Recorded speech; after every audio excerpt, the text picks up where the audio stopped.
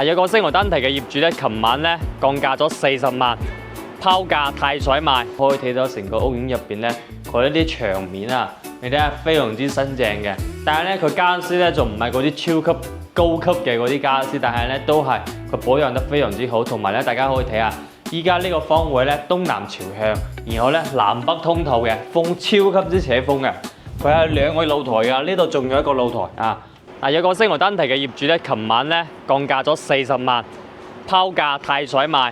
咁咧我都唔知佢點解會突然之間降價40萬，因為咧佢掛盤咧係掛咗2年嘅時間咧，從來都冇降過價嘅。同埋咧佢呢間屋苑係從來冇出租過嘅，保養得非常之新淨，4+1房，東南朝向，高層嘅一個單位嚟嘅。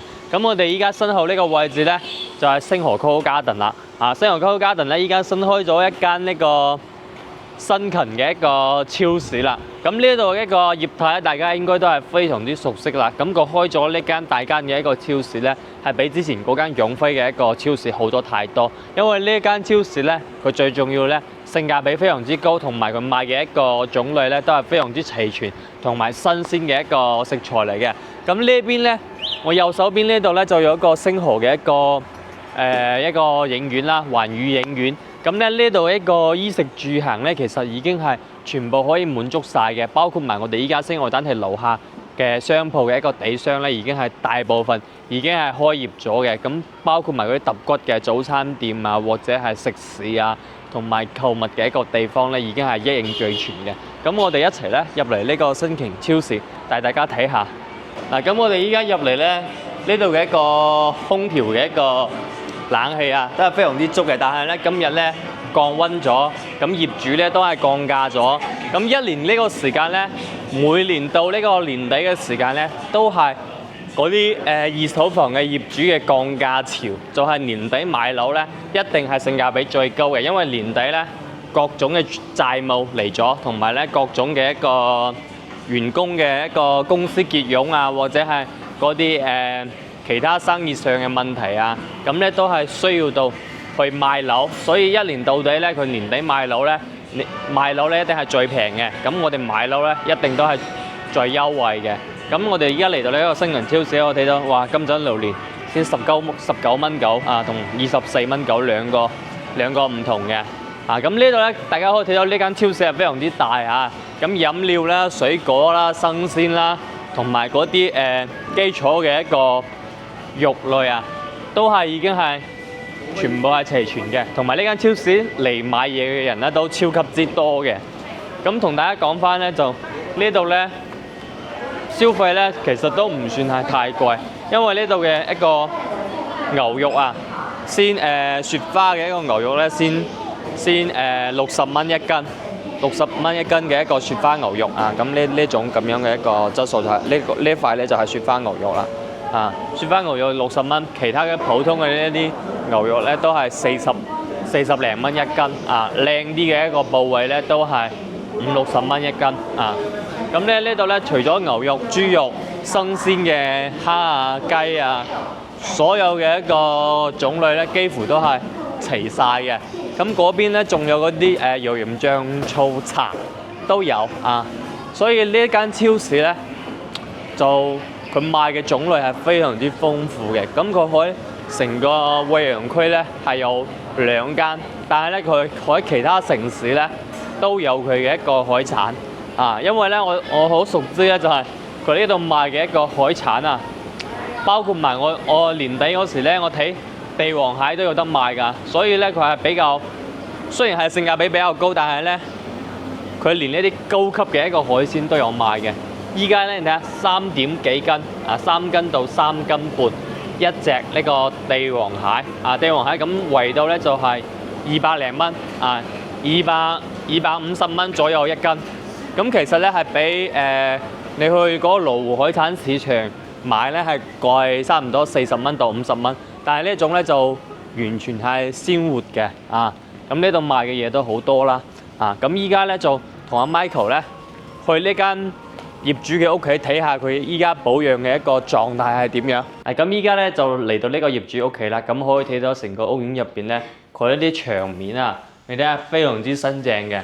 但係咧佢家私咧就唔係嗰啲超級高級嘅嗰啲傢俬，但係咧都係佢保養得非常之好，同埋咧大家可以睇下，依家呢個方位咧東南朝向，然後咧南北通透嘅，風超級之扯風嘅，佢係2個露台㗎，呢度仲有一個露台啊，北向呢度仲有一個露台，好大風啊，因為佢呢度咧冇嗰個繩拉住，所以咧成個屋苑入邊咧非常之通風，同埋咧佢雖然係有差唔多1年幾冇住，佢嘅一個入邊啊都係冇味道嘅。我哋打開入嚟咧，一打開窗一通風咧，呢度咧係完全冇任何味道嘅。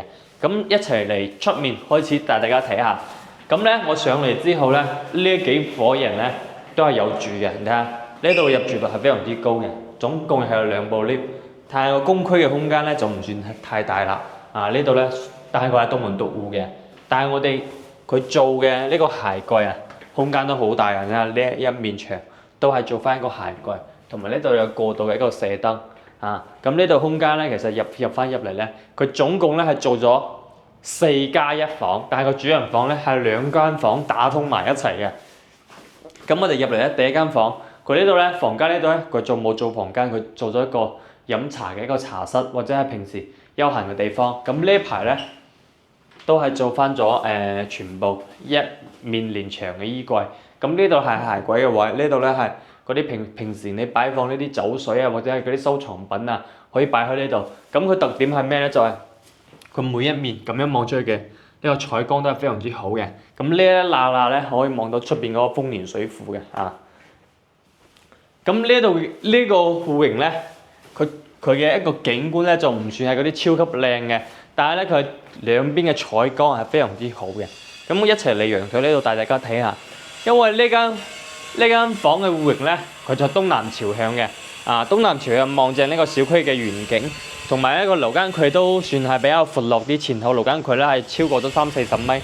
啊，同埋咧個東南朝向咧，佢呢度非常之扯風啊！佢呢個通風性係超好嘅，同埋個陽台嘅空間都唔算話嗰啲窄嘅空間，都算係比較闊㗎，2米嘅一個闊度啊！最重要咧，呢度咧你唔使買啲咩家私家電，就可以即時拎包入住啦啊！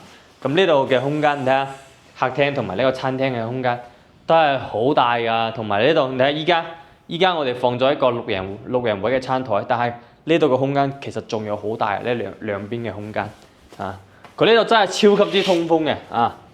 咁我淨係打開一啲少少嘅窗出嚟咧，佢呢度通風效果已經係非常之好啦。